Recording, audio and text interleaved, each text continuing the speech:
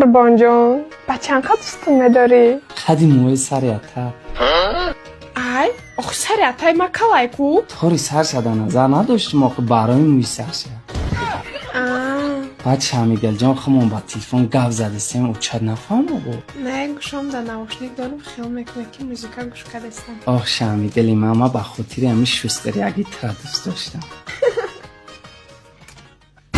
ای اوچا؟ چیکار کردسته؟ هیچی نه اوچا جان موزیکا گوش کردستم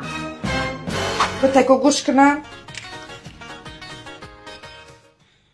قربان را کرس تقدیم میکنن یادم قبلا وقتی بودی همدم دستی تو میگرفتم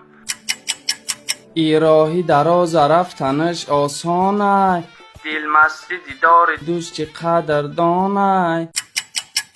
یک کسه کارچه زدی چند چیزا مانده زدی دپش مفتش بود تو مرا ترپیله میگی